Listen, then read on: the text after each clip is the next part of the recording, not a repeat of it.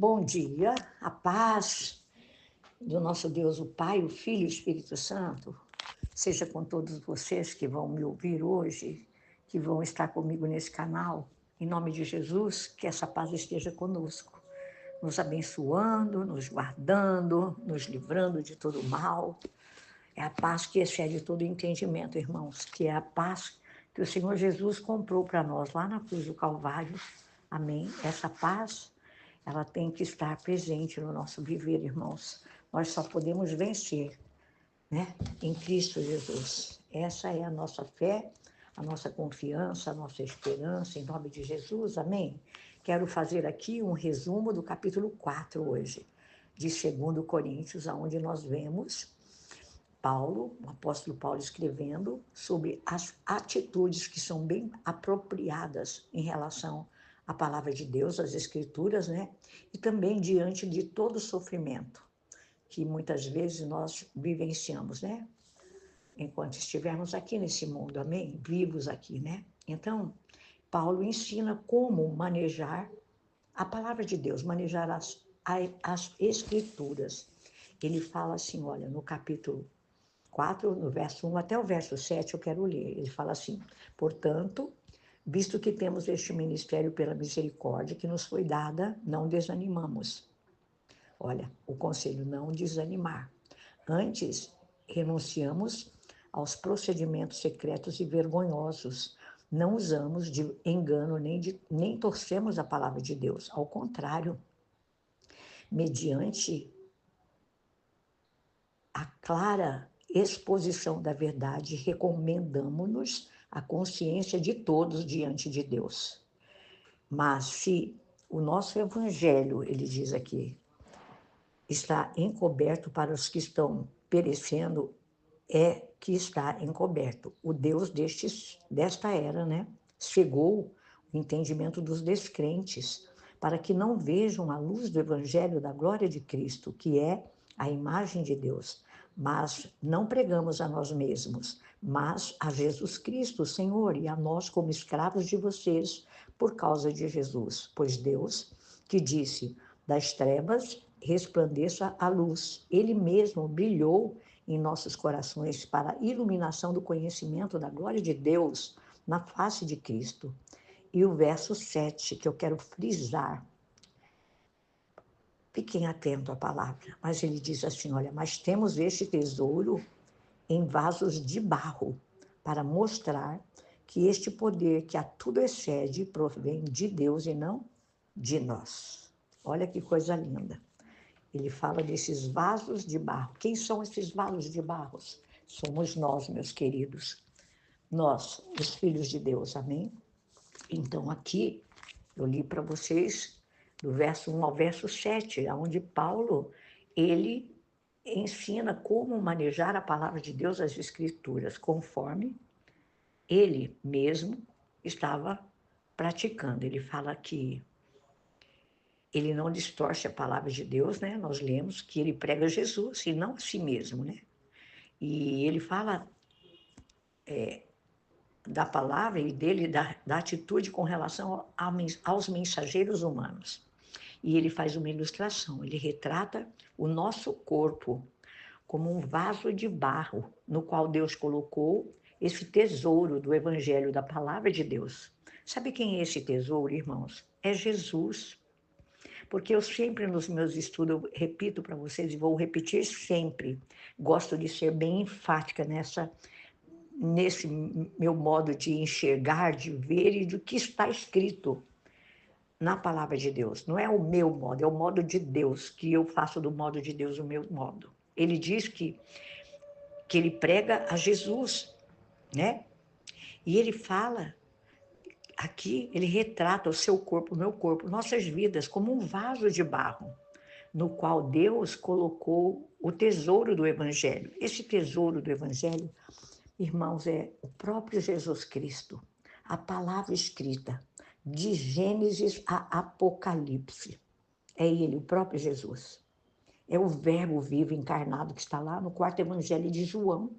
Logo no começo, no 1º capítulo, ele fala: o verbo se fez carne e habitou entre nós. Irmãos, guardem isso no teu coração. Então, nunca despreze a palavra de Deus. Ore, leia a Bíblia, estude a palavra. E ele fala que isso foi feito, né? É feito para que a excelência do poder de Deus seja de Deus e não da nossa parte. Irmãos, o próprio Jesus falou para os discípulos: sem mim, nada podeis fazer. E a palavra de Deus, meus queridos, ela só pode ser revelada a nós, aos nossos corações, pelo Espírito Santo de Deus que nos foi dado.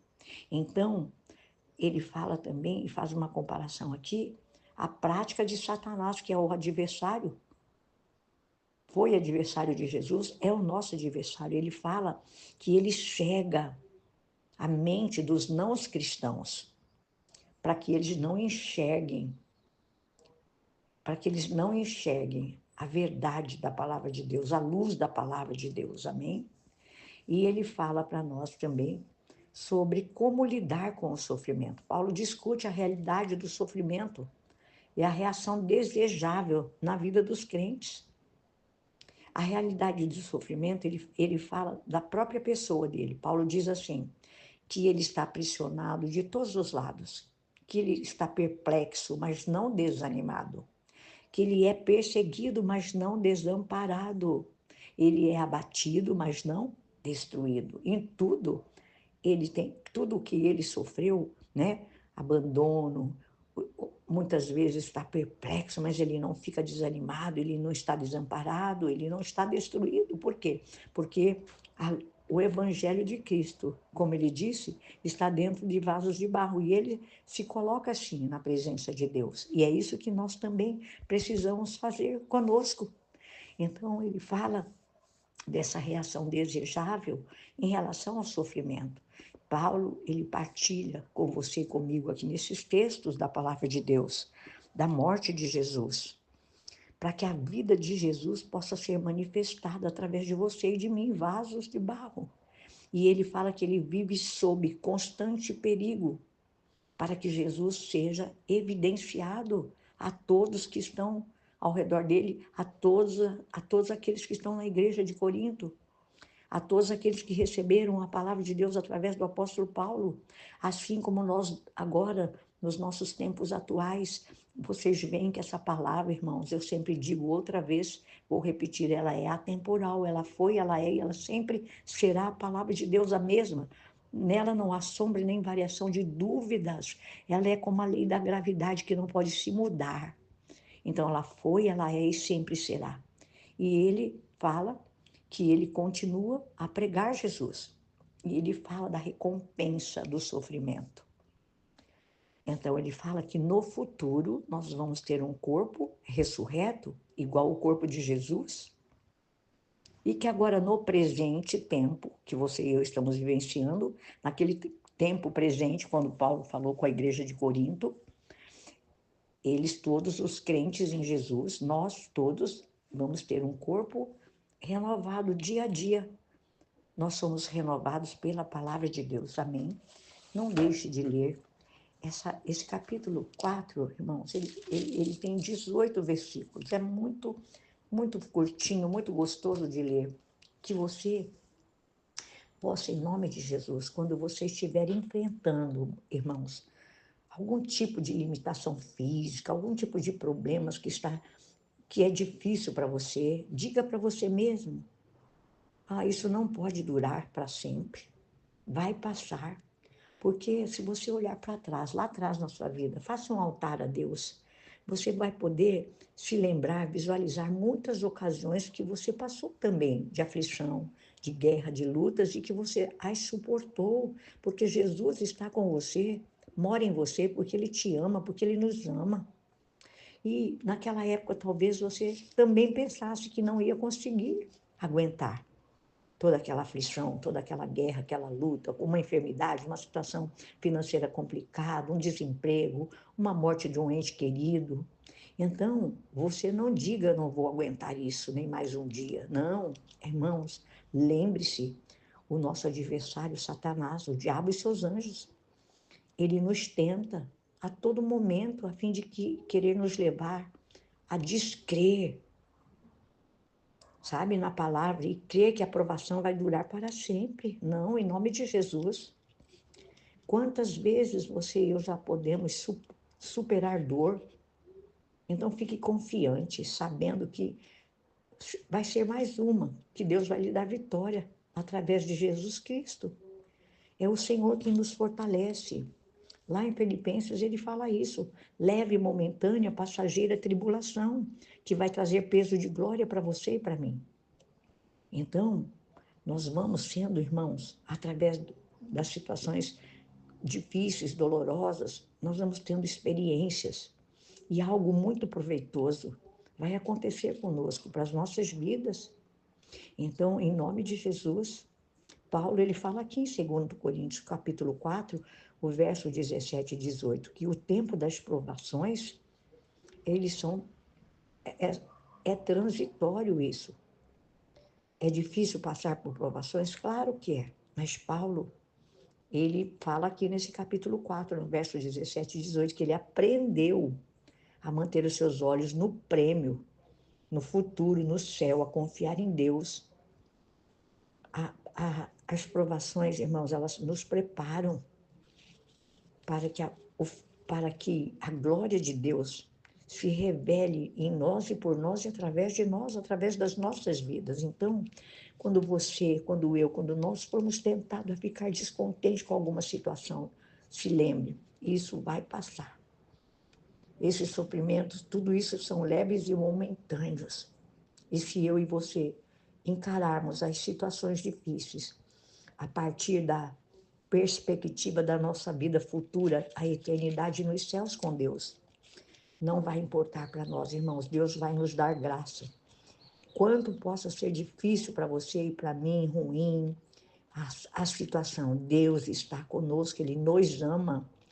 Nunca abra mão desta verdade, de que Deus te ama, de que Deus se importa com você, que Ele se importa conosco. Aconteça o que acontecer, lembre-se, essa situação ela é leve, ela é momentânea, ela é passageira. Ela não vai durar para sempre na minha vida, porque eu tenho o Senhor comigo, Deus está comigo, mora em mim, me ajuda a passar, me dá força, me dá graça.